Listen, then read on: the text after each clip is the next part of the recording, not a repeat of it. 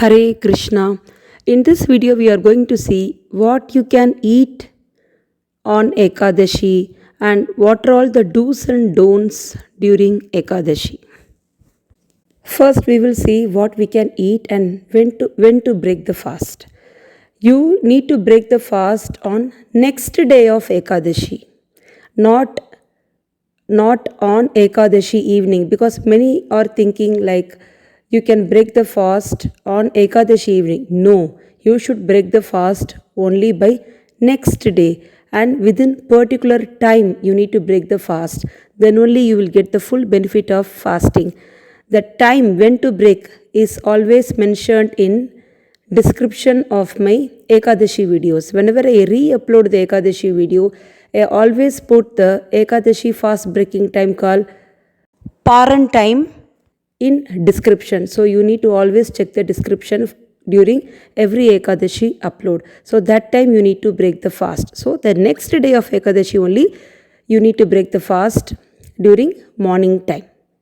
And Ekadashi fast starts one day before the actual Ekadashi. For example, if tomorrow is Ekadashi, today evening after sunset only you should stop eating the grains related items like chapati, rice, puri, all this. Grain related stuffs you need to avoid one day before Ekadashi. That is, if tomorrow is Ekadashi, today is Dasami, that is 10th day. Dashami means 10th day, Ekadashi means 11th day. So on this 10th day evening, on Dasami evening, after 6 o'clock, that is after sunset, you should try to stop eating anything. If not possible, at least try to eat before 8 o'clock, not after 8 o'clock.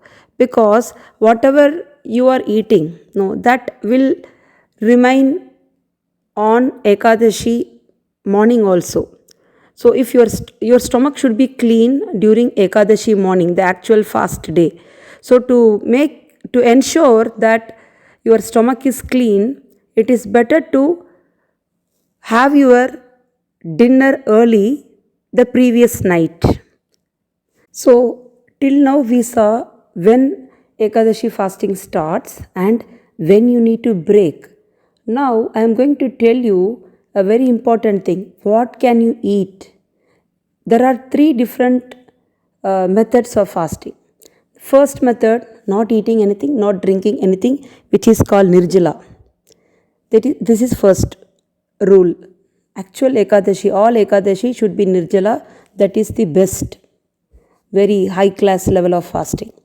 And second level, in second level you are eating fruits and milk. Only you are stopping with fruits and milk.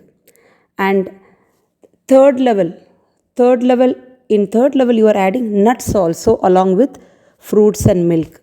The last level, fourth level, this fruits, nuts, milk is not enough for you. So you are going with root vegetables like sweet potato and cassava root. Cassava roots, another name is tapioca. So tapioca is root vegetable, and from tapioca only pearl balls or tapioca pearls, in Hindi they say sabudana. So that is allowed because it's mentioned in scriptures that root vegetables you can add if you are very weak, if your body is very weak and not able to fast properly. So then you can add root vegetables, sattvic root vegetables like tapioca or cassava or sweet potato. These are sattvic root vegetables. So you can add this in your Ekadashi food list. The last level of fasting where you are using this tapioca balls and making khichdi out of it. It's called sabudana khichdi in Maharashtra side, and in North India side they call it as sabudana khichdi. Okay, so where you add Himalayan pink salt or the natural sea salt, not your chemically formed sea salt like Tata salt and all. Example, those are not natural salt. So natural rock salt, real sea salt, you can add, which I will not recommend. So in case if you are not able to do the first three levels of fasting, then this last level you can make sabudana khichdi. And another option is you can use pseudo grains. Pseudo grains are also called as false grains. On Ekadashi, grains should be strictly avoided, but pseudo grains or false grains current generation is adding. I am trying to find the reference where it is mentioned pseudo grains can be added. I am still not successful with my research. So once I can find pseudo grains can be added, I will definitely upload the video. So the first three levels of fasting are mentioned in the scriptures, like fruits, nuts, milk, and sattvic root vegetables. The last level of fasting, I don't have reference for it, but the current since last 50 years people are following this. In ancient time, people do nirjala or people do the second level of fasting like fruits, milk. But it's in Kali Yuga, it's very difficult to be strict even during Ekadashi time. So this pseudo grains, okay, I should not eat grains, I will eat a false grain. So I explained in detail about this false grain in a video uploaded last year titled Why Grain Should Be Avoided During Ekadashi. That link I will mention it in description, and also I will attach it at the end of this video. In the last screen you will get that link, and also in the description. Please do click that link and check the list of pseudo grains which you can, pseudo means what? False grains, which you can add, which you can add you can add it in Ekadashi list, but I don't have reference for this, about this pseudo grains. Okay. Some examples of pseudo grains are quinoa, amaranth, buckwheat, amaranth seeds. All this you can use during Ekadashi. You can easily get, if you Google Ekadashi recipes ISKCON, just Google Ekadashi recipes ISKCON, you will get it. Okay, but you need to make sure you are eating only rock salt, and you should never ever use any type of pulses like urad dal, chana dal, or any type of dal. You should not use, and you should not use mustard seeds. You should not use sesame seeds. Sesame seeds are allowed only during Shattila Ekadashi, because the name itself is Tila. So only during Shattila Ekadashi sesame seeds are allowed, and you need to be very careful about what type of oil you are using. Like you need to use only groundnut oil, because groundnut you can eat. Groundnut is allowed during Ekadashi, so groundnut oil, virgin groundnut oil, and even pure coconut oil. So these many restrictions are there. When you are going with the last level of fasting, you need to be very careful while cooking, otherwise your Ekadashi fast will be broken. So it is better to stick with the first three levels of fasting. That is why I did not tell it in detail. If you want more about this pseudo false grains in detail, then you need to click the description, the link in the description, about why grains should be strictly avoided.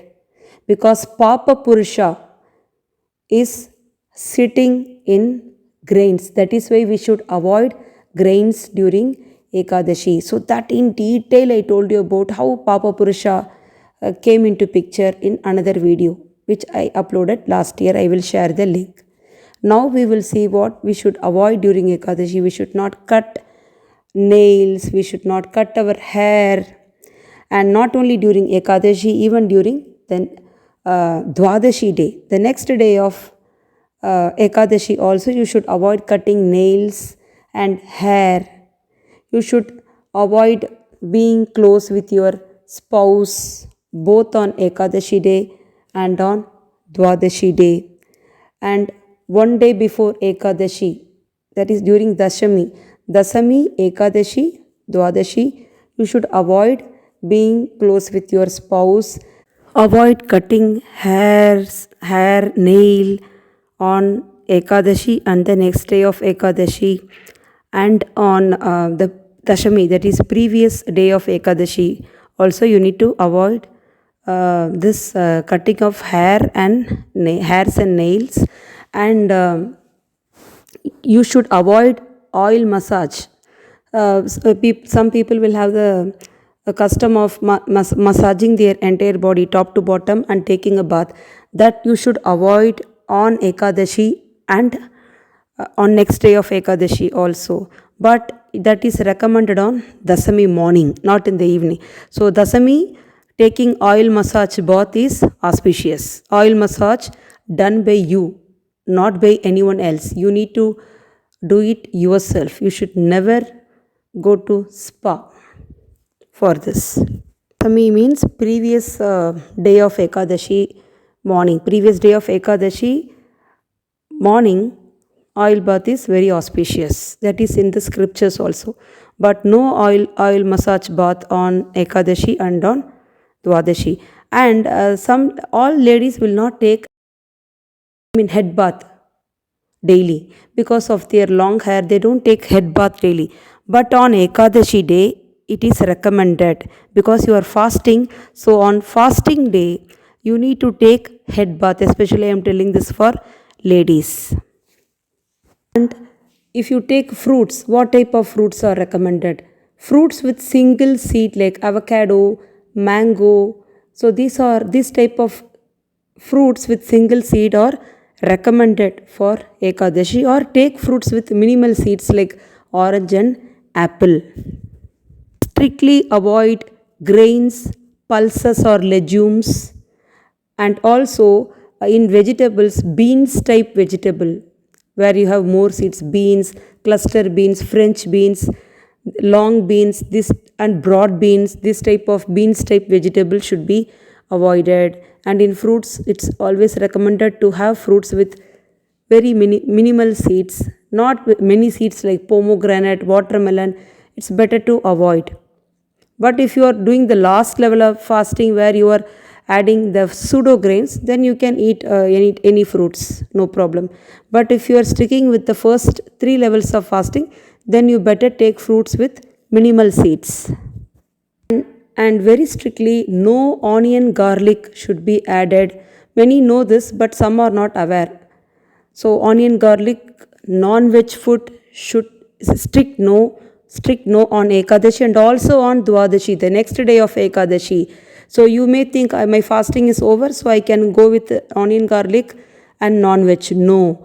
On next day of Ekadashi, when you are breaking the fast, within the time which I mentioned in the description of Ekadashi video, then also, even if your fast is broken, the next day of Ekadashi is Dwadashi, which is more auspicious. You should avoid onion garlic food and also non-veg food. You can take any type of grains, any type of pulses, legumes, but not non-veg and onion garlic on next day of Ekadashi also.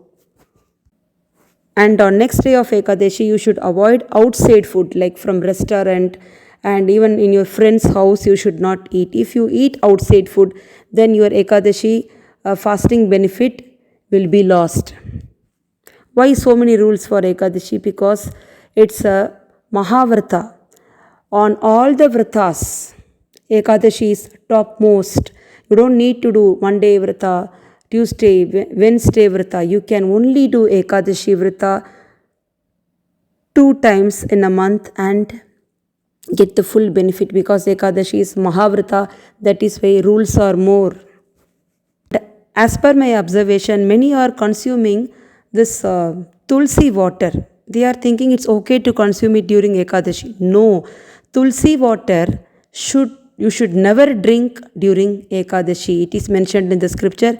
You should avoid Tulsi water. But on next day of Ekadashi, you can drink Tulsi water. Some people will break, whoever is doing Nirjala fasting, they will break the fast next day using Tulsi water, by drinking Tulsi water. You should never drink Tulsi water on Ekadashi. Even if somebody is giving prasadam on Ekadashi day, they say it's okay, you can consume this paratha, it's prasad only, then also you should avoid. It is mentioned in the scripture that even prasadam, grain prasadam, not fruits prasad, prasad in grains prasad. From suppose somebody is giving you Tirupati laddu, Tirupati Balaji, Tirupati temple laddu on Ekadashi, you should not eat because it has besan, right? So you should avoid even prasad during Ekadashi, especially grain based prasad. But what apart from this grains and legumes, whatever you are eating,